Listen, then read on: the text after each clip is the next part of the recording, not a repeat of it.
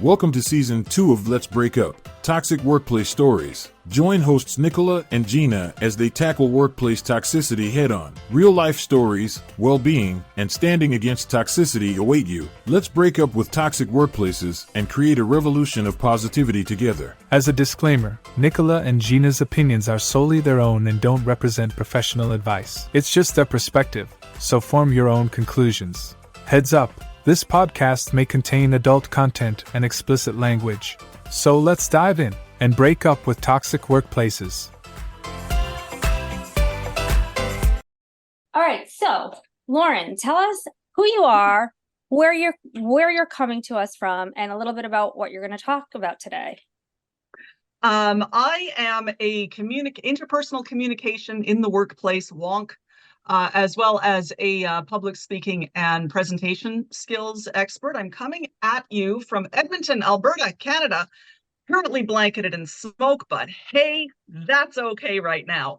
And the whole focus on my work is helping people communicate better verbally. That's an area that I specialize in quite strongly, and that really is whether they're up in front of a room giving presentations, or having meetings and workplace communications. It very much focused on the workplace. So I came to it partially because when I was still in the library world, because I am a recovering librarian. It's so funny because I just was having a conversation with my daughter's nanny, and I was like, honestly, the library is the answer to so many life's issues. Just go to the library. That's what I was saying. I was like, just go to the library. There's like always so many things you could take advantage of. So I'm pro-librarian. I don't know what it's like to be a librarian, but I'm very, very pro-library. Working in libraries is very similar to working in large institutions like post-secondaries and government. Mm-hmm. Very regimented, a lot of red tape, and I always worked on the back end. I was never a public service librarian, but in the various roles that I had, I was the one that people would drag into meetings when other people weren't getting along, and right. It was very much a matter of people need to talk to one another. No one wants to talk to one another. Let's bring in Lauren, because she can get people to talk to one another, even when they are quite angry and irritated. So I saw a lot of the toxic communication going on in practice, and also experienced a fair amount of it as well, because I worked in large bureaucratic institutions, and those are hotbeds of toxic workplace culture. It kind of comes with the territory. Really? Even the library? That sucks. Oh my cake. How many shanks do you want to dig out of my back? Did they turn a book into a shank? Like, what's happening? Yeah. Librarians can do anything. Yes, and I feel like you probably were. I feel like you were hiding shanks in the book, like hollowing out the pages. Yeah. What do you think the spine is made out of? A shank. Now we know better. Now we know. Know better, do better. So maybe the library isn't the answer to most of life's issues. Oh, well, apparently it is. You just kill people off at the library. It is. Just don't get into administration and management. Fair enough. So do you want to share a little bit about that? Yes. And once again, not all of these were specific to the library world, but things that would often come up, especially within the sort of institutions that I worked in, which varied from regional libraries, which give services to other libraries. It's like a meta library, and post-secondaries in the universities, is that there was always a great deal of lip service paid to collaboration, to everyone being equal, to all opinions are valid and everything, what you have to say matters, and we support our employees, et cetera, et cetera. Lots of lip service, but very little actual behavior that indicated that what they were saying was true. Okay. And that was one of the things that really stood out to me, is that lots of these, especially the bigger institutions, operated in a very low trust environment because the culture speak in the environment said one thing, but the actual actions and behaviors of people in it said something very different. And when that starts up, you start to get the total erosion of trust between employees and management. Yeah. And in order to get around, no, Nicola loves the psychological safety aspect, and it doesn't sound like there was any psychological safety in these environments. And we actually, you and I, Nicola, we came from a company that did just what Lauren was saying. They said one thing, but the actions didn't back it up. The reality of it was that well, you know, I know we'll get into it a bit more, because I know that our big topic is around kind of toxic positivity, right? And yeah, you know, that was one of the things that really impacted us at our toxic workplace, was the fact that here's all these fluffy, nice things. Oh, so cute. Psychological safety. Boopity, boopity, boop, boop. But in reality, it's like, don't fucking make a mistake. Work 24/7. Shut the fuck up. Follow blindly. Your opinion really doesn't matter. Yeah. So know your place. Yeah. Know your place. And yeah, it's unfortunate, because when people are working in an environment like that, they can't contribute. They can't contribute properly. Productivity gets stymied at every single level, and it rarely is just affecting the entry-level employees or anything else. Quite often you'll see the same sort of issues up among senior level management as well. So you have stressed out managers and executives who also feel very unsafe. Like they're constantly under the pressure to be perfect, or under the or are going to be canned or somehow let go at any moment.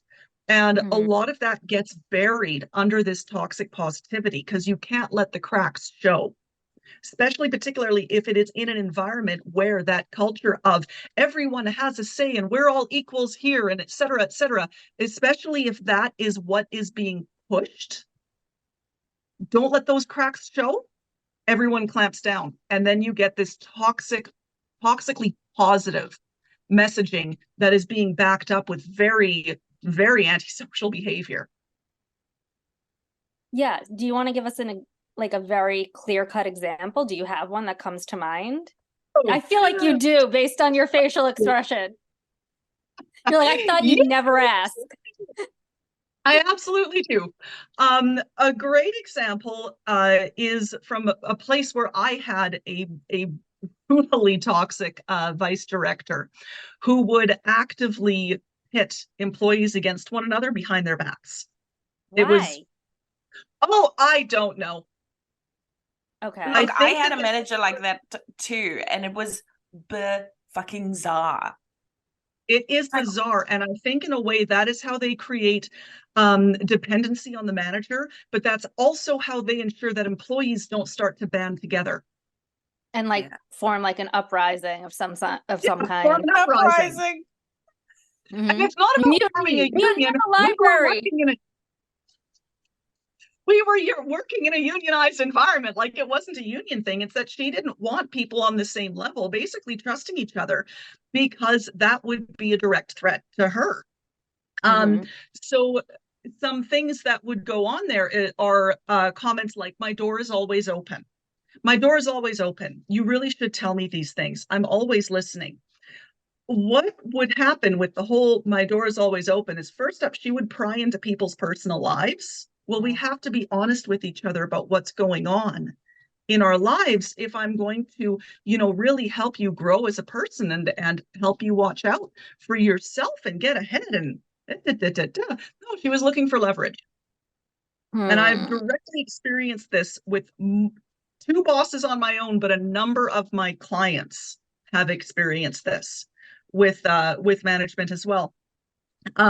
So the door was always open stuff. You had to treat it very carefully, because if you told her too much about what was going on in your personal life, she would then use that to question whether or not you were working at your full capacity or if you were even capable to do so. So, like, I'm pretty like that's insanity. But like, I'm like pretty like, I'll tell some of my closer friends that I work with, maybe some of what's going on. Like Nicola always knows what's going on. We like share the gossip of each other's lives and all of that. But I wouldn't go to like my higher up and be like, my daughter is wetting the bed or whatever the case is. She's not, but like, and it's like really stressing me out. Like, I would never say that. So how would she get you to admit those things? And I feel like I've been in situations like that where you're like, fuck, I just like told them my whole life story and I didn't want to. And how did that even happen? You like walk away like overshare. Yeah, like I'm not an oversharer, but I feel like I've been in situations where people have been able to get me to start like oversharing. And I don't like, what is that? A lot of it is that they're very good at wielding things like silence, which is great. And here's the thing. The tools that help toxic people communicate very well are the same tools that help non-toxic people communicate very well. It is not about the tool and the tactic. It is always about the intention of the person wielding it. They're very good at this. So one thing to do is to just let it on the table and then look at you for a long time while saying nothing. And the difficulty with that is that most people are incredibly uncomfortable with silence. So we start to talk. We fill the gap. We fill the gap. And then something comes up. Okay, tell me more about that. Oh, really? Well, tell me more about what's going on there. And they get you to keep talking. A lot of direct eye contact, a lot of, head nodding and empathetic gesturing and whatnot. And that helps to foster the trust, but it kind of opens up floodgates. And if it is with someone that you can trust, that's great. But if it's with someone who likes to basically gather ammunition on people, then you have to be very, very careful. Very careful. Now, the difficulty here is that you don't always know what this person is doing until you catch him doing it. So it's the red flag of my door is always open is always tempered with how does this person use what I've told them afterwards? If I come to them with a problem, has there ever been any kind of blowback against me, or has anyone else ever learned about this problem as well? As then, okay, the door is open because it's information gathering versus the door is open because sincerely, I'm ready to be there. The other reason why I'm cautious with that expression is because it can be used as a way to put all of the onus on the communication onto the employee, onto the person who's lower in the hierarchy. My door's always open. Why didn't you come and tell me? Because this is a non-trusting environment and I don't dare, but now it's my fault. You're not going to have. So it's a really great way. Yeah, that no psychological safety in that no trust environment. Yeah, but my door is always open, Nicola. You know this. It's always open and you didn't come to me. And the thing is, there's going to be repercussions. So it can turn into a really big head game right then and there. So very cautious with that. The other thing that would be done was that there were always caveats with this, again, with this person in particular, there were always caveats with every statement where they would say the supportive thing, but there's a follow-up. So a great follow-up, and this was day one of the job, was, of course, we really want to make sure the guy who runs this department, this was a department within a post-secondary institution. The guy who runs this department, he's a total workaholic. Like, he will send emails at 2:00 in the morning. He works constantly. That really is just him. He's weird that way. No one expects our employees to do this. And, like I always say, that when it's your time to go home, we want to make sure you go home. We know you have a family, but so many people here just love what they do so much that they do choose to stay later. I tell them not to. I tell them they're supposed to go home, but they just keep staying. Yeah. Oh, they love the library so much. I love what they do so much. All right. So if you don't, you don't love what you do. I don't like this. No, it's wretched. Yeah. Yeah, but it's very, very effective. And it works really well because of that power disparity between the manager and between the employee. It's always risky for someone lower on a hierarchy to speak up or to speak their mind or to disagree with their manager or whatever. And it doesn't matter, again, where on the hierarchy you are. It's always riskier when you're communicating up the ladder. So people, especially people who are not particularly experienced, this might be their first real job, or however you want to put it, or they're younger, or they're in some way of a lower status than others in the group. They are probably not going to catch it for a while. The assumption is often there's something wrong with me, but then it becomes this power differential. So it's really easy to prey on people who are much lower in the hierarchy through these communication tactics, because it's simply riskier for them to speak up. Why didn't you come to me? My door is always open. Because I will be punished. Yeah. So then it becomes that. I think that's the big thing, right? Is there's just this unspoken rule that, you kind of just, especially in a toxic work environment, right? In in a good one, obviously not, but in that toxic work environment, there's just this unspoken rule that there is going to be a repercussion for something, and you just know it's coming. You just don't know what it is, and I think that's what really causes that terror, right? Is it's like, why? Do I dare? Yeah. Do I say? What do I do? And when it's couched in that toxically positive verbiage, that tends to protect the people up the ladder a lot more. Yeah. So what was like your final straw that made you decide, like, I can't do this anymore? I want to like go out on my own and do what you're now doing? Well, the final straw was not a toxically positive environment. It was that I was simply getting more fulfillment working with people on the communication side of things and the public speaking things and the interpersonal workplace dialogue stuff than I was from the librarian work. I liked that better. I was able to navigate the toxically positive stuff and the outright toxically negative stuff for a long time, partially because I knew what was going on and partially because I could play the game. So a lot of that stuff, I was like, yeah, I know what you're doing, and I'm not playing into it. So how would you handle it then? By being unfailingly polite, very neutral, very bland. But don't you think that like dulled your spirit a little bit? Didn't that kind of come out in a different way? Like, because that's what I ended up doing at where me and Nicola, like I just stopped interjecting. I stopped with all opinions.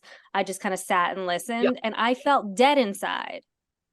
In those environments, absolutely. And like the spot that I was in with that boss who would just once again set people against each other and everything else, I only lasted 1 year. The average length of time that people on the project that I was on would last was 6 months. That was the average turnaround. Yeah. And like it kind of became the little tiny team that I was part of. I kind of became their buffer after a while, because again, I knew what was going on and I was the one who could upfront handle it. But I went home and cried. Absolutely. Yeah, but that's not right. So like that's terrible. It's terrible. Like, nobody needs to live like that.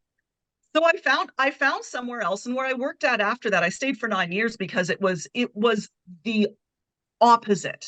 Like it was the polar opposite. Yeah, totally. Genuinely supportive environment, even when that organization was going through some tough times, and it really, really did. It was totally different. And so I stayed there for a long time until the business that I run now kind of overtook everything. But in terms of dealing with it, you can't deal with it long term. And like you said, keep your soul intact. It's going to eat away at you. But it does start to really show up. People who stay long term in these environments tend to be very competitive. They tend to be able to thrive off of a bit of adversity. They like a challenge. They might even like a bit of fight. And again, that's not a bad personality thing. But as long as you challenge it in a good way. But after a while, people do put up walls. And you know, again, the sort of walls that people would have to put up, it would lead very quickly. Many of my clients were experiencing burnout. They were told that they needed to work on their communication. We're sending you to a communication coach because your communication is bad. And it's like, is it? Is it, or is like the environment? Hornet's nest. So what do you do when someone gets sent to you, but then you're like, oh wait, it's not like you're fine at communicating. Do you have those situations, but it's like everyone else around you needs to come to me? It's rarely a situation where everyone else around you needs to come to me. And if it is a situation like that, then the problem's usually the person themselves. If they're experiencing this with everyone, it's time to look in the mirror, because not everyone is a psychopath. Right? No. And that has certainly happened. But the big thing there is learning these strategies for deflecting things like prying comments, for understanding when this person is like, it's almost charting the person's behavior against their communication. So when boss X says this thing, what are the outcomes of that? How do they act towards people after they do that? Okay, so what does this thing really mean when they're saying it? Okay, now you know what they actually means. You respond accordingly to what they actually mean. And you strategize this sucker. You strategize the communication.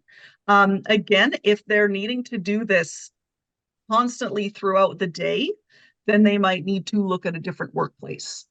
And the hard thing is that this kind of communication and this kind of behavior can become embedded in the culture.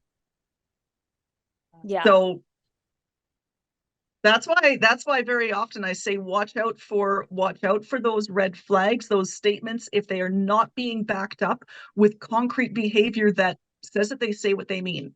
If they are saying these statements but no one trusts each other,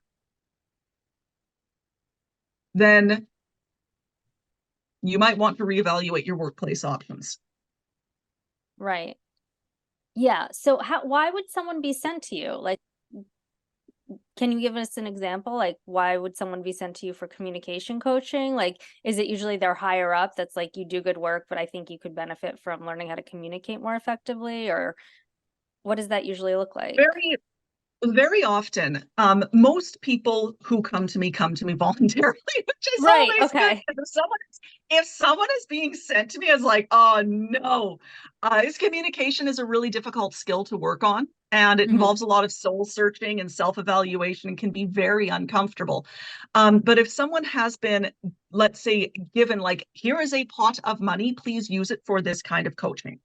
Or if someone's been put in touch with me directly, it is usually either because they tend to have a lot of subject matter expertise, but they're not very good at presenting it to people who don't speak their language.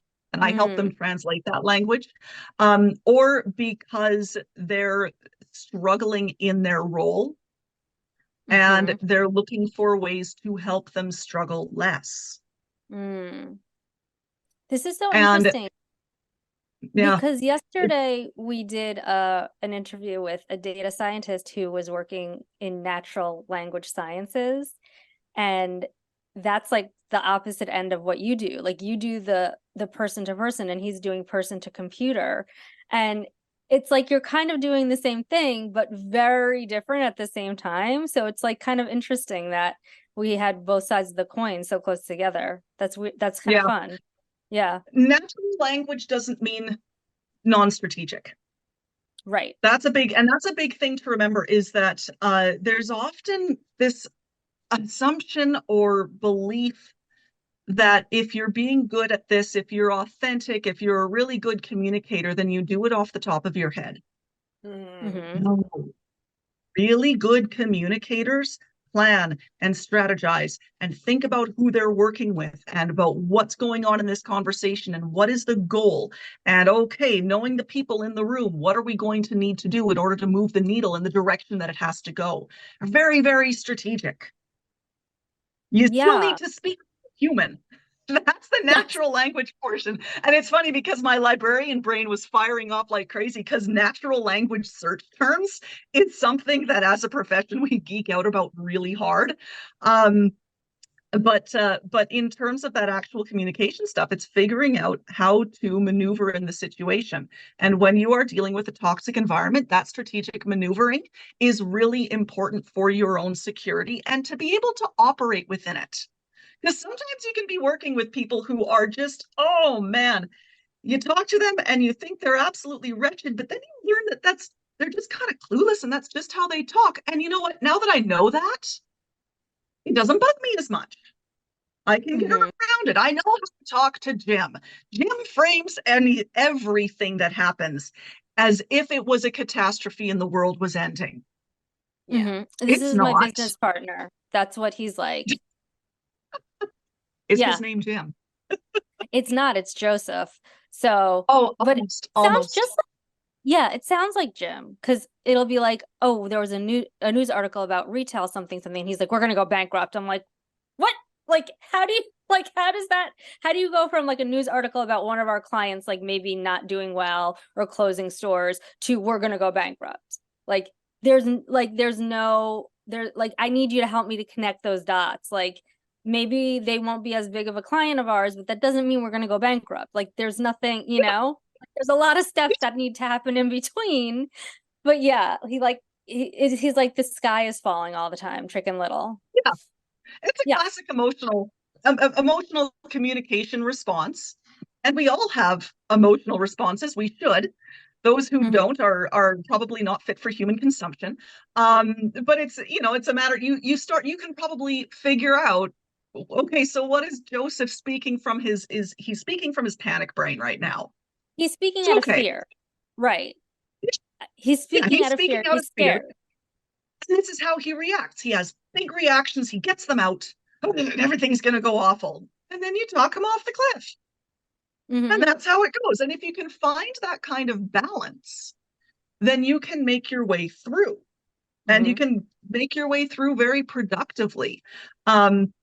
It really is, though, like I said, it really does become that when there is no trust, when there is no consistency in the behavior, when nothing means what is being said, that's when the issues really do crop up. And I always watch out for when it's being couched in nice, because going against nice means you are not nice. And now you're the bad one. But usually couched in nice isn't nice. Correct. That's why it's couched. Right. If the person's actually nice, then it's not being couched. Right. I will maintain that I would rather speak with an authentic asshole than an inauthentic sweetheart. Right here. So this is like speaking to my soul, because when I email people, it is very like, direct. Here's the information. It's very direct. Like sometimes I even forget to say hi so-and-so. Like I had to retrain myself to go back and say like, hi, Lauren. Like, because if you asked me a question, I would just answer it immediately. That's like my first, I'm like, oh, you need information. I have it. Here you go. Now I can check that off my to-do list. So I had to retrain myself over the years to go back and be like, hi, Lauren. Hi, Nicola. Like, good question. Thank you so much for reaching out. Yeah, or whatever. But even when I try to fluff my emails, like I don't know, I'm incapable of fluffing unless like you and I have like a really good like rapport, like, I don't know. So I feel like that does me a disservice because people, even though there's obviously everyone's like, oh, there's no tone in email or text, people read it regardless. They read it however they want. So my emails tend to be off-putting because I have a hard time, I guess, having a poker face and poker fingers.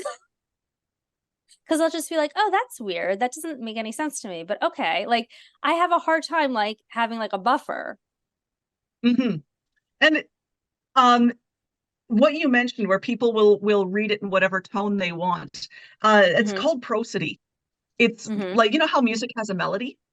Yes. Speech has prosody, which is the up and down and the intonation and everything else of what you're saying. And it is so critically important for us understanding what the other person actually means, that when we can't hear it, our brains automatically insert it. Your brain does, my brain does, everyone's brain does this. They have to. So there, if it's just part of it is kind of learning the basic mechanics of communication etiquette. When is it appropriate to engage in chit chat? Does this person like to engage in chit chat? Does that help them along? How do I get to the point quickly without seeming abrupt or rude? And sometimes what can help there is reading the email back in several different tones of voice. So think to yourself, if I was pissed off, if I was having a shitty day, how would this email read? And then you do it out loud as if you were having a shitty day. Like, okay, so if the person I email is in a bad mood, that might be how they take it.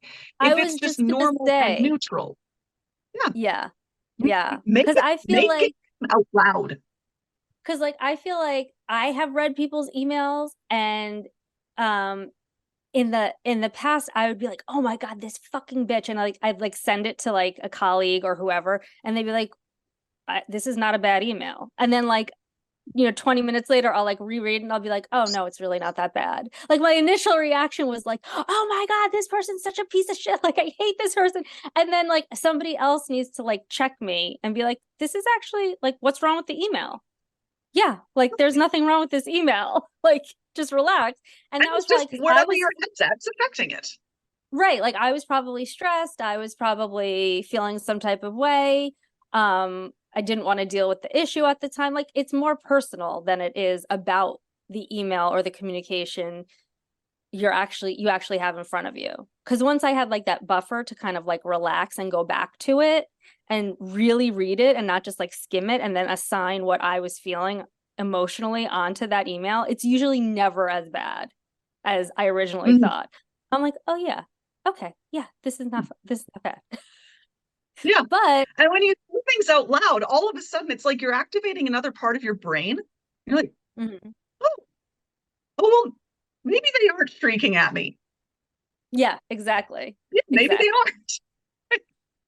Yeah. And then I tend to go with the best, most socially acceptable interpretation of what's in front of me, because that basically just assumes good intent, which is something you can do when there is a trusting relationship, when there is trust. And by trust, I don't mean friendly. Sure. Because you can trust a manager and not be friends with them. You can trust a coworker and not particularly like them. It's not about how you feel socially towards the person. It's in a professional context. Can we have an upfront conversation, understand each other's meanings, and not take slight at what we're saying to one another for no reason? Do we feel threatened by each other? Don't need to be friends if you don't feel threatened by each other. And I think that's where the boundaries, at our toxic workplace was really blurred, because everybody had to be like in each other's lives and very friendly, and like it was all interconnected. And then there were the repercussions, and then there was the toxic positivity, and then on top of that there was this, it was just layers on layers. Why are we going for drinks? Because I don't want to go for a drink with you. We share no interests. Let's keep it in the workplace, be very nice to each other here, and then leave each other alone. But Nicola, the comment on boundaries is straight on. And that is why another red flag for me is everyone here is equal. Everyone's opinions are equally valid. No, they're not. In some organizations, very flat organizations, they'll be closer to that. But there is still a decision maker somewhere in there whose opinion matters more than others. Does that mean they are a more valuable human being? No. But it means they have a different level of authority and responsibility within the company. And their accountability might trump others. Exactly.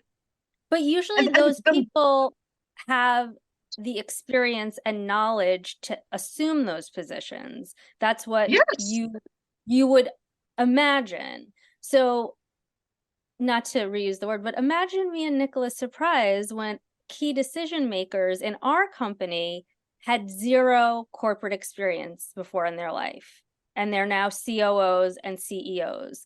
That's bad. Yeah. And there's, like, we've spoken about this before, but there's nothing wrong with not having experience. Like, No, you got to learn somewhere, start right? somewhere. Yeah, exactly. But don't you start at the top. Yeah. Like, but like, what makes you able to be a COO when you don't even know how to budget properly? Like, these are issues. These are major issues. They are issues.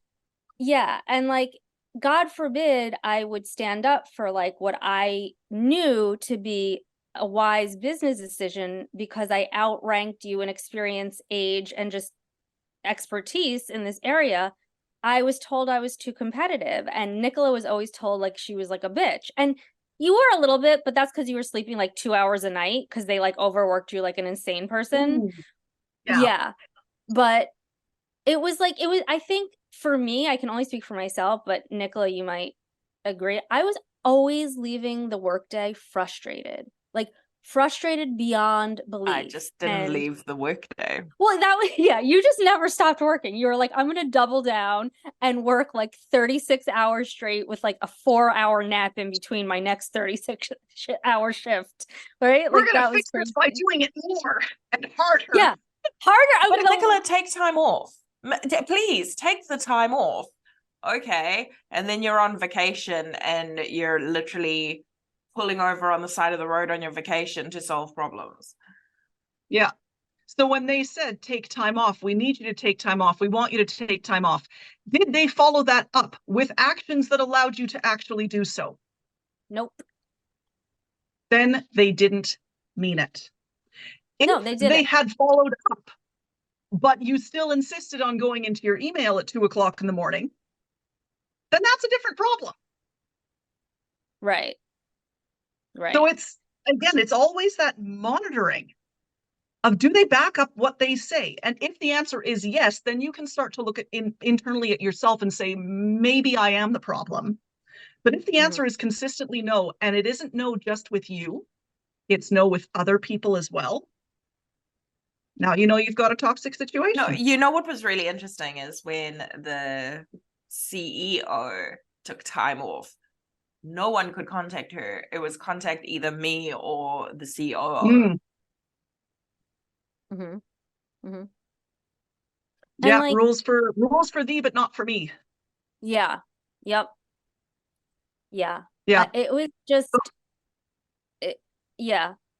I think the company that we're referring to is like a perfect example of, we're going to tell you a bunch of things, but we're going to do the exact opposite in our actions, which left me, as we said in the beginning, left me consistently frustrated, consistently at odds. I felt like my whole team didn't like me. I remember that was one of the first things I said to Nicola. I was like, oh my God, I made so-and-so cry. Totally did nothing wrong. She was just like a overly sensitive person who had it out against me before she even knew me. Please, she had it out against me too. She got us both. Yeah, she didn't like either of us. I remember that was like one of our first like offline conversations, like off work time, because I was like, oh my God, I just made so-and-so cry and now I think my whole team hates me. Which was my gut reaction. And guess what? That was right, because she ended up getting me fired. Right? So it's like, I should have listened to my gut more. And no matter what I did to try to like make it better with her, she just did not like me from the get-go. Yeah. Instead of looking at me like as a resource for someone who could teach her things, she just did not like me. And she said that everything I did was too harsh. I was like a bulldozer. And it's like, yes, I can be firm in my convictions when I know better. Right? It's not because I want to make your life difficult. It's because I've been here before. I know how your way is going to work, and that's not the right way to do it. And I have a better, easier, softer way. Let's just try it this way. that was not okay, apparently. Yeah. So. And with many situations like that, especially when you get into the need that you have to start protecting yourself. And this is going to sound like, again, more clinical with the communication stuff as I go on. Getting things in writing is imperative. To follow up on our conversation earlier today, this is what I understand. Bullet point, bullet point, bullet point. Please let me know if there's anything here that I have missed. Bloop. Send it out. You're not sending it out for your edification. You're sending it out to set up a record, to protect yourself. It's a cover your ass maneuver. I'm a big fan of that too. Yes. In conversations, the simple act of taking notes while you're talking to someone will often, especially if they are highly manipulative, will often get them to stop and say, okay, maybe I can't get away with this. That will I didn't know about that. I take notes on, like, I'm an avid note taker. You are. Me too. I'm like avid note taker. Like, I've got more notes than I think I know what to do with. And then I've got to kind of consolidate them. That's a whole separate hot mess. But anyway, I had a toxic manager who was, wow, just so many things I could say. But anyway, and regardless of if I was taking notes or not, he would just say stupid shit all the fucking time. I feel like some, especially men, clueless. Yeah, like, I feel like it doesn't matter if you're writing it down. He's not tempering down his crazy. Yeah.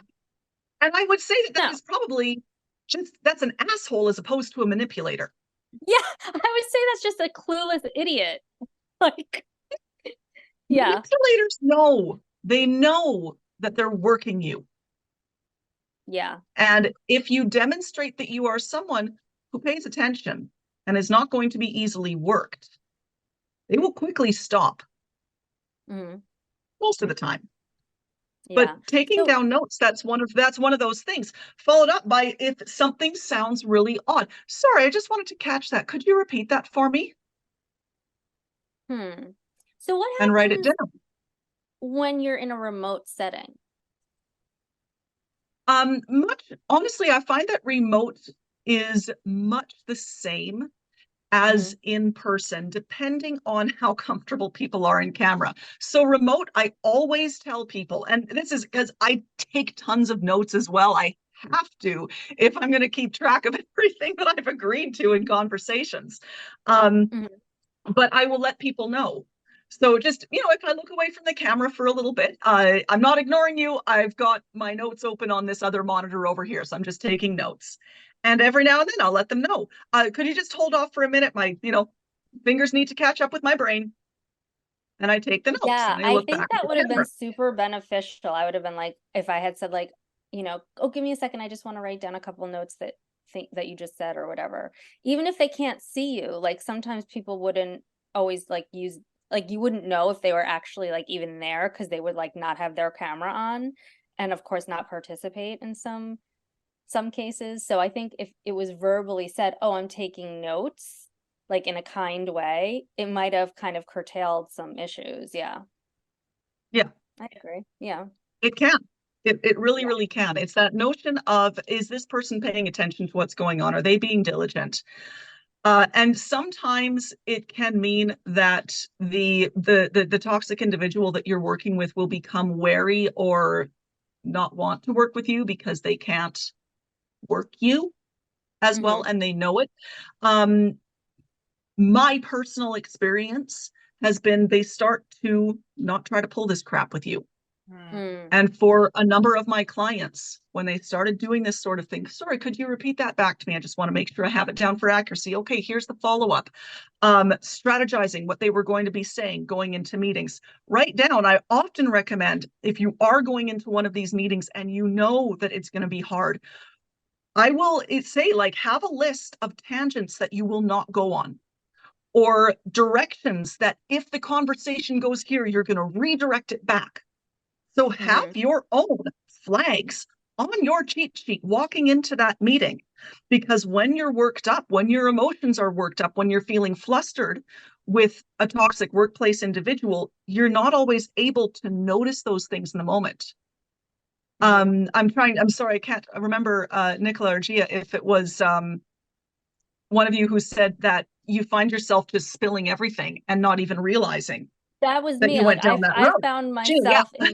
myself like and being like, wait, like I'm a pretty private person to most people. Like I don't really spill most of my like familial secrets or whatever, like childhood trauma. But then I'd be like, oh my God, I just like overshared and I don't even know how that happened. Like I'm like, why did I say that?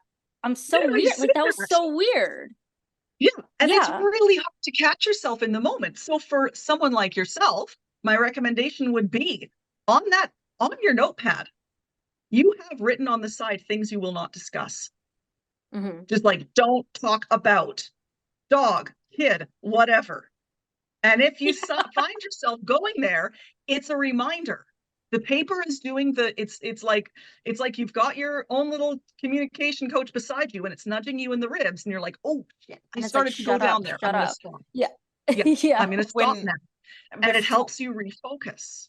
with the Mhm. other So toxic dealing with this stuff, manager. yeah, finding tools that help you, that do the thinking for you. You've done the thinking ahead of the meeting, because in the meeting it's going to be really hard to be That's so that true. That clear-headed. is so true. Like, even if you know what the meeting's about, like, even if, like, where Nicola and I met, they were part of this EOS system. So there was like, you could see what the meeting, like, what the main topics were going to be at the meeting, usually a little bit beforehand, but sometimes people wouldn't necessarily update it until like they're actually at the meeting. So there would be some like outliers that you'd be like, why are we talking about that? But if I had made notes, it would have been much better for me, because I would have, like, I noticed that sometimes I talk a lot, even though in my personal life I'm not a big talker. Like my partner's like, you don't talk that much. Like when we're home, I just, go about my business. I'm not a loud or big talker, but in these meetings, I feel like, and even in my meetings now, I feel like I consistently repeat myself. And it's like I repeat myself, but with slightly different language.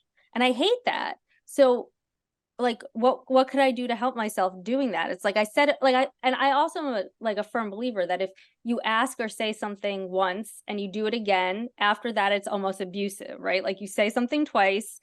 If you continue to harp on it, it's almost abusive, because it's like, all right, I fucking got it, lady. Like shut the hell up. Yeah. So what tools would you suggest for someone who's like me in that regard?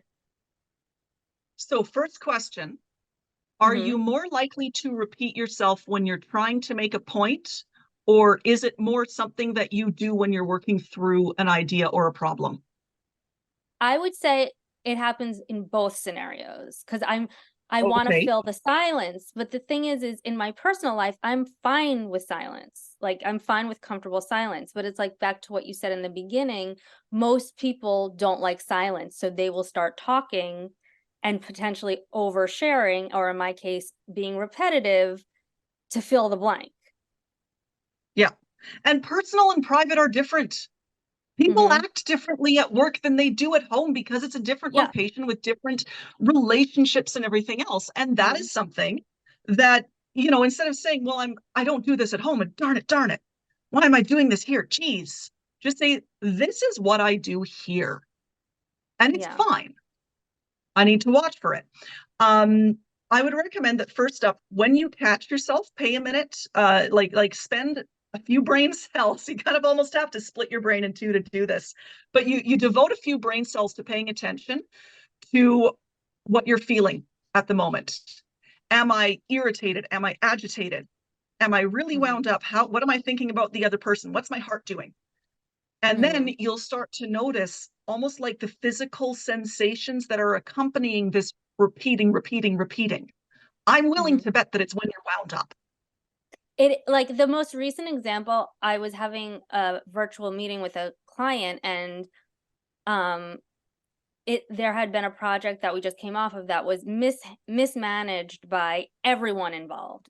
Like not like I had some blame in it, but there was also, I would say, like I had 25% blame and 75% was the client's, because I'm only as good as the information given to me. So and I was trying to explain like why it happened that way, and I guess my underlying feeling was they didn't give a shit about why it happened that way. They were just annoyed that it happened that way, and it's like that, like I didn't think they were understanding my side, so I kept like kind of, I think I was getting wound up because I was like, it's not our, like, essentially I was trying to be like, this is not entirely my fault, like we need to like each bear the brunt of what happened. And I just don't think it went over well. Like I would have been better. Probably not. Yeah. It probably didn't. So like recognizing when you're likely to be doing these things is very handy, because then when you start to feel yourself getting agitated, for some people it's almost like their thoughts start spinning. For me, it's very physical. Like I get dancy almost. Then it's like you can recognize before it happens or right when it's starting to happen, I'm starting to do this. I need to pay attention to not doing this right now. I'm wound up. I know I'm going to start repeating myself. So I'm going to consciously monitor what I say. And then bringing yourself down. I like getting into the silence. I often do it through counted breathing. So anytime someone is talking, before I speak, it's in for 2, out for 3, in for 2, and then I speak. And it's not difficult to hide it.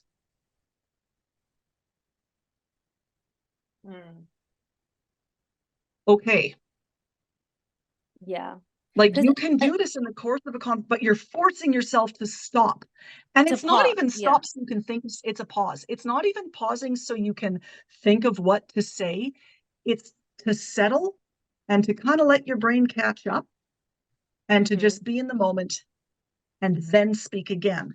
The counting helps people get away. It's almost like it gives you something else to focus on in that second, and it's quick. So it helps to bring you down. The other thing I would recommend is be very, very clear on what the goal of the meeting actually is. So a problem happened. As you said, the client didn't really care what the like whose problem it was, just that it was a problem, which is pretty normal for clients. They don't give a crap. They'll never take ownership, and I'll always be the and they'll bad never guy. take ownership. So is the purpose of this meeting to figure out who is to blame, or is it to figure out how to solve the problem? Right. And for me, and it might be either. Well, I think just naturally I'm someone who wants people to acknowledge when they mess up, because I will acknowledge when I mess up. But that is not reality. But I think innately that's what I try to do in situations like this. And I don't think it served me well, because like they would say something and then I would like challenge it. I'd be like, okay, so I'm curious then, if it's usually only this X way, why was it done Y way last time with us? Like, why was that? I ask questions about it, but I feel like my questions are underlying, like, I got you. Like there's an element of like, see, you guys fucked up. I think in the back of my mind, and just innately, I don't even know I'm doing it, there's that part of me that's like, see, this isn't all my fault. But I don't think I even realize I'm doing that, because that is probably because you're heated up. You're in the moment, right? And also, so like, that's personal failing. It's very human to want to do that. It's very human. But I do actually have a couple of really tangible strategies. I teach these a lot, especially in my keynote talks, that really help with this. One of them is depersonalizing the language. And this doesn't mean dehumanizing the language. You're depersonalizing it. You're avoiding the use of personal pronouns. No you, no me, no they, no we, no I. You pull that out. And then the only way then you can talk about the problem is by talking about the problem. So I'm curious, in this situation, why was this application carried out in this manner? Instead of, so I'm curious, why did you choose to do it this way when it was done that way last time? Yeah. It's a little tweak. It's so subtle, but it does make it makes a huge difference, because like you said, you start to get dancy. Like I start to forget to breathe. So then I'm like, I get like, and then I'm like, and it's Yep. visible, and people can Oh, they're tell that picking I've up just on it. yeah, they can tell I'm getting flustered. So it's Yep. like, it's so, yeah. So instead I could have said, okay, that's awesome. Like, that's awesome to know that moving forward it will only be done this way. So, Yep. so then the question is, why was it done this way this time? Yes. Okay. What was, Yeah. why was it done this way this Why time? was it done What this was, way? what was Right. different? What was Yeah. different? It's not why did you? It's not why did they? It's not, well, Mhm. this is how I do things. And it's like you take the problem, you pull it out of people, and you stick it in the middle of the table where both of you can poke at it together instead of pointing fingers at each other, because that's not helpful. No. And this is a really great way, you know, thinking about the toxic stuff. This is also a really great way of deflecting people's ability to make you responsible for the weird manipulative shit they might be doing. Yeah. Yeah. Because now nothing is you or me or I or whatever. Everything, like, there's no pronouns. So it can be it can also be, people who misuse this will use it to avoid taking responsibility for everything. So, like, any of these tools can be abused. I will be straight up. The tool is neutral. I do not encourage people to use this strategy of depersonalization to avoid taking responsibility for shit they did wrong. Like, that's not cool. Grow up. But it's a really great way of bringing down that tension. Even if you're the one who's getting hot under the collar and dancy and feeling defensive, it's okay to say, I am feeling defensive, like in your head, I am feeling defensive. I'm not going to use any more personal pronouns because I need to, like, get out of this headspace in this conversation. Another great one is speaking relentlessly in the future tense. This is where people are like, oh, high school grammar and English lessons, I hate it so much. But it's really useful. And this comes down, like, I could speak on for hours about classical rhetoric and how it all came up from that. But when we're in conversation, very often, especially workplace conversations where there's a problem, if people are speaking in the past tense, it's often because they're trying to assign blame. Or they're trying to forensically figure out what happened. Like in this case, okay, why was it done that way in the past? That's because you need to figure out what the thought process there was. That's okay. But this is how we've always done things. You know, we never used to do it like that. Why would they make that decision? All of that is very blame gamey. So past tense talk can become blame game very quickly. Present tense talk is quite interesting. If people are harping on about something that's irritating them, or they're mad at someone, or there's a problem, and there's lots of, we do it like this here. This is what's happening right now. Very often what they're doing is either defending current actions, or they're trying to separate them, the people who are doing things the right way, people like us do things like this, with those people who do it all wrong, and it's probably their fault. So present tense talk is used to divide people into camps. If you want to see this in action, pay attention to political speeches. They are almost always in present tense talk because they're dividing people into camps. Future tense is the way that we speak when we're trying to solve a problem. What would happen if we did this? Okay, yes. What would happen if we did this? Okay. What would happen if we did this? Okay, so, you know, you're right. That is how things were done in past years. This year, it's looking a little bit different. What are our options moving forward? Okay, yeah, so that thing came up because of X, Y, Z. This is where we want to take this issue. So how are we going to get there? What if we tried X, Y, Z?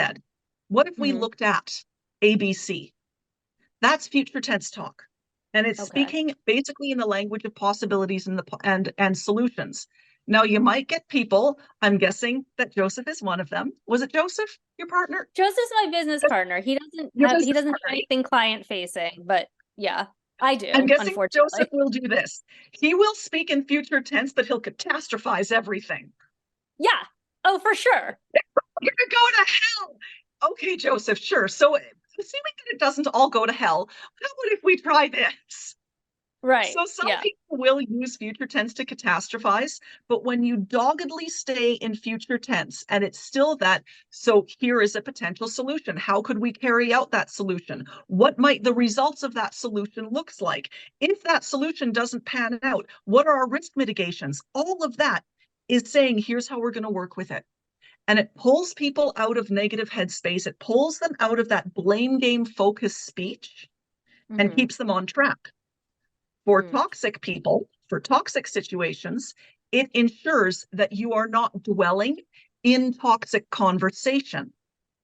Because now when you're speaking productively about something that needs to be done at work and that you're going to do, darn it, as soon as you walk out of this room, there isn't that much space for them to be picking at you and pulling you apart and manipulating you and making you feel like garbage. So you don't allow the conversation to go there. And again, with the notes, with the cheat sheet, because it's hard to think about this stuff in the moment, I will write down key phrases that will help me get going. So this blank happened. How will we move forward over the next 2 weeks? What's our next step? I'll write down things like, what's our next step? How will we do ABC? And I have those on the page so that when I'm spinning and I'm like, no, we need to pull this into future tense, I can look at my prompt and basically parrot it out at people and get it going that way. Yeah. Practice this stuff. Practice it in low stakes conversations, friends, family, colleagues you actually like. You have to practice this sort of thing because it needs to become a bit of muscle memory. And you can turn it into games. Like, how long can I have a conversation with, I don't know, with my mom? And I don't use a single personal pronoun. It's going to be interesting. I love this idea, though, because it's like you're playing a secret game. Yeah. How long can I have a conversation with Nicola and only be in the present tense? And at some point, Nicola's going to be like, what are you doing? Oh, Nicola would know exactly, because I guarantee you the second we get off this call, we're going to talk and we're going to both be trying to do future tense with each other. So you play with it that way. You play with it, and that develops your ear to hear for these kinds of conversation triggers, and then your ability to respond without it being so hard. Like, this isn't going to fix things overnight. It's, like I said, this is a skill that you develop. But this is part of the armor as well, and part of the communication skills that can help people navigate the toxic workplaces or the hard conversations or the times when we ourselves are not at our best because the kid was wetting the bed all night, or I'm looking at long-term care for my parents and that's where my head is at, and I can't be as functional as I normally am. Yeah. This helps in all those scenarios.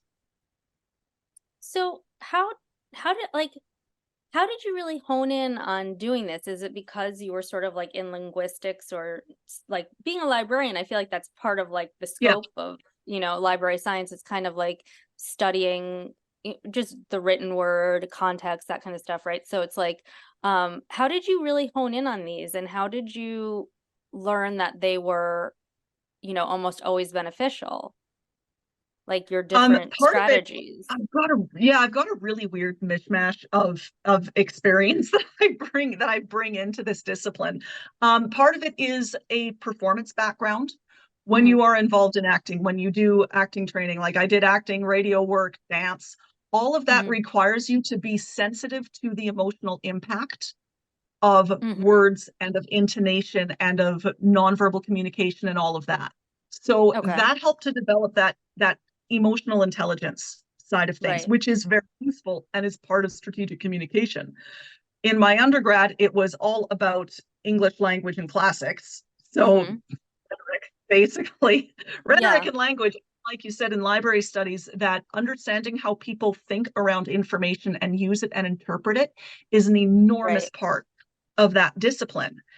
And from there, I was very quickly, like, I kind of knit together this whole process. And then in my job, I needed to give training sessions over and over and over to a wide variety of libraries, little tiny rural town libraries, mid-size, mid-town libraries, that sort of thing. But the unifying factor is that no one wanted to be in those training sessions because they all hated the tools that I was training them on.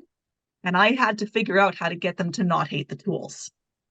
Makes sense. So, you know, you go into one of these scenarios, and for the first 20 minutes, the best thing to do is to let them rant about how mad they are at their managers and at the tool vendor and at the software and at the... And you sit and you listen to them.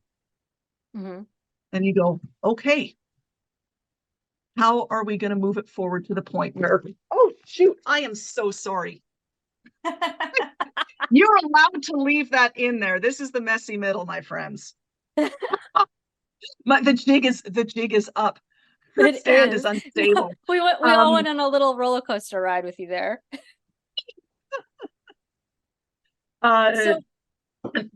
Figure out, how do I get people from a place of being very angry, and often angry at me because I am now the face of the thing they hate, to being willing to listen and to converse with one another. And then as my roles changed and continued, I would start to now get pulled into meetings where the reason I was there was because people would be willing to talk almost through me to each other. I don't want to compare it to being a therapist. I would be a terrible therapist. But it was kind of like, yeah, I can be your intermediary, sure. Yeah. I would be a terrible therapist too. And it spun in to the work that I do now. That's so cool. Why would you be a terrible therapist? I just want to know why you think you would be. Because I'm a crier. I would be a terrible therapist because I'd be like, marshmallow, Gina. I would be like, what are you complaining about? That's not even that bad. Like, I would be the worst. I don't even know. I'm a huge marshmallow. I tend to assume the best of people until proven otherwise. Yeah. And honestly, all of these things, I used to be like, oh, you should be tougher. You should be tougher. But because I know I'm this way, I've chosen to see it as a bit of a superpower. Because I know I am this way, first up, I can say, hey, wait a minute, you're picking up on something. What's going on here?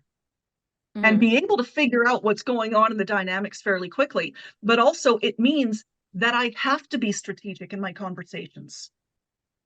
Because that's how I protect myself from getting sucked into the drama.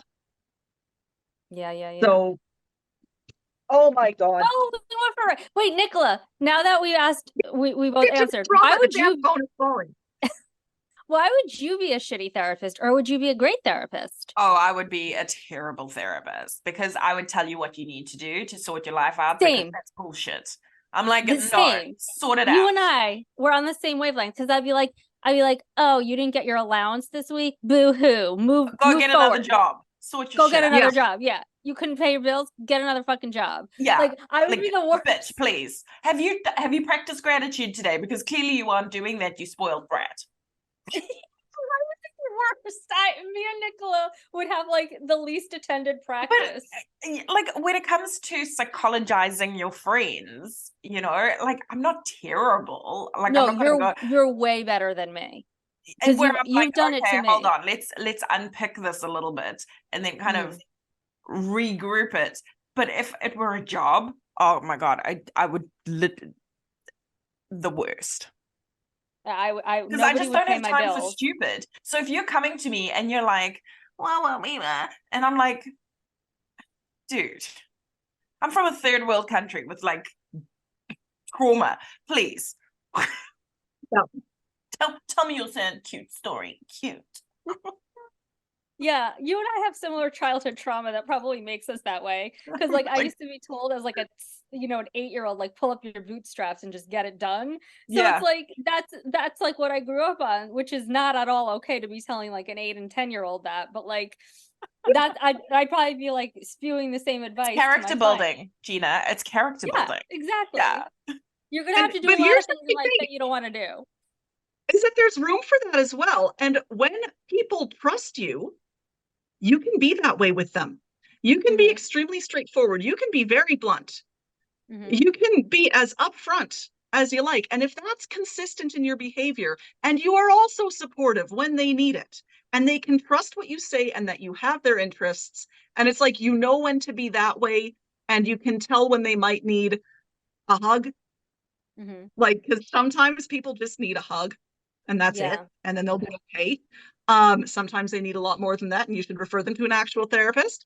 That's Which usually again, my first. I'm like, have you thought about therapy? But I'm also one of those, I'm usually pretty good where I'm like, do you just want me to come sit with you? I'll bring wine. Yeah. Yes. And that sort of thing means that, you know, she's there, Nicola's there when I just need someone to sit with me, and she's also there to call me on my shit when I need someone to call me on my shit. And a manager can do that and not be toxic. If someone comes in and says, I look, hope that's the sort of manager I am.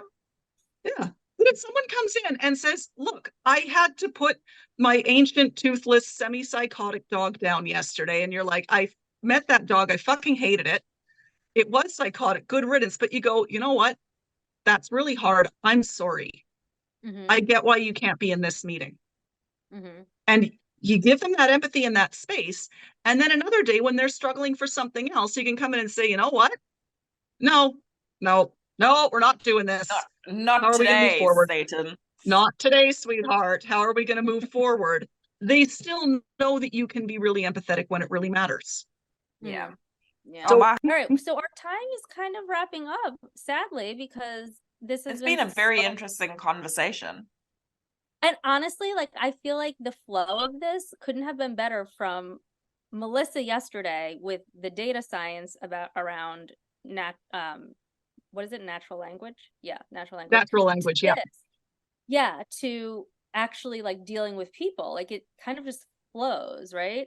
And Nicola and I were like, so but then when I was in library school, and this is like, because once if you talk about librarians, it's like calling everyone who works in a hospital a hospitaler or a doctor. Yeah. Like, or a doctor. It's like, no, there's different types. There's lots of different types.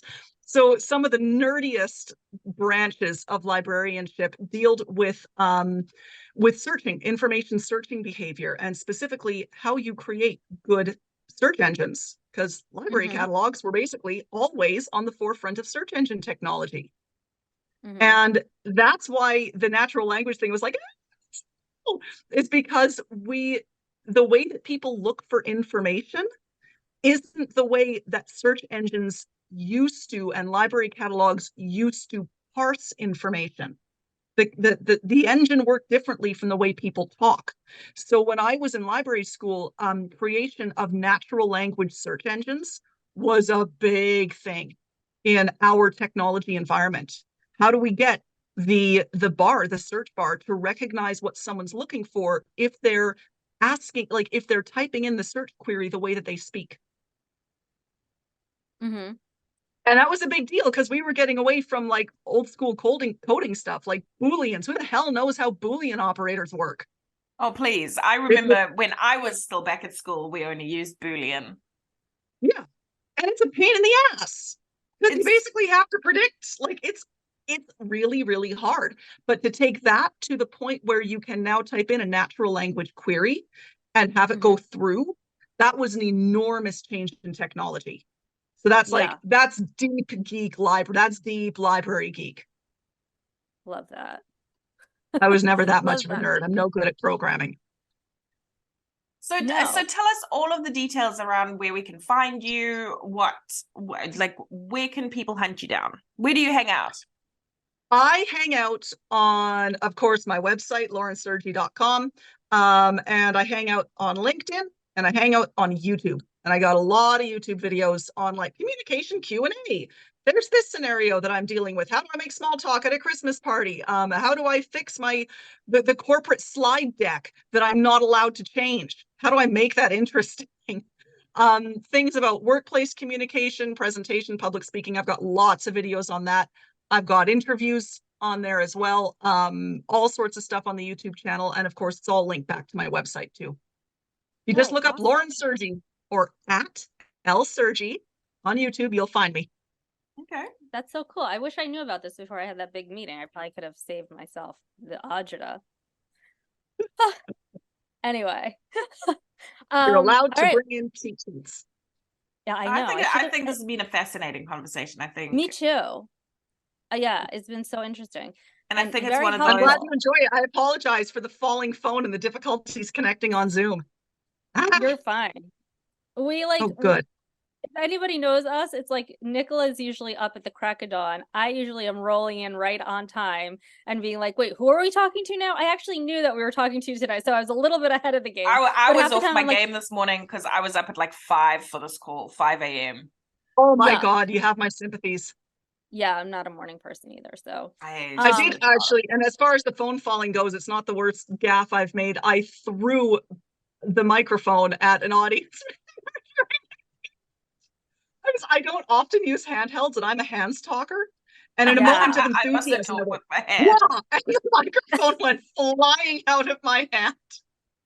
That's amazing. I was like, wait, how come you didn't use your own, like, before you told us the context, I was like, wait, how come you didn't, like, center yourself before, do your breathing before you respond? Because it sounded like you were, like, chucking, like, you did the Cardi B, that she just, like, threw the microphone at someone who annoyed her. That is something I would do. I'd be like, I'm gonna throw this friggin' this microphone at you if you don't shut the hell up. I like to tease hecklers. Okay, yeah. I really like to tease hecklers because I can usually get the audience on my side pretty quick, and it doesn't happen often. Not in the sort of talks that I do, fortunately. Right. All right. Well, let's not throw microphones at anyone. I don't think that would be well received. And are you taking new clients, like in case some of our listeners want to engage in learning how to communicate better? Is that something you are currently doing, or what's going on with that? Yeah, I do take on a handful of clients regularly. If a listener is like, geez, my whole freaking team needs to hear this, I do corporate workshop training as well. And of course, I'm on the speaking circuit too. So there's different ways of getting a hold of me. And I'm always putting out new videos and new training stuff. So awesome. Lots of ways. I got a couple of books out there. There's lots of ways to get my brain. Okay. That's awesome. Well, it was such a pleasure to have you on, and it was so awesome just to learn from you. And thank you so much for your time. It is a pleasure. Both of you take care. Get some sleep. Bye. Bye. Thank you so much for joining us on this episode of Let's Break Up, Toxic Workplace Stories. If you enjoyed our candid conversations and insights, don't forget to hit that like button, follow us on social media, and subscribe to our podcast on your favorite platform.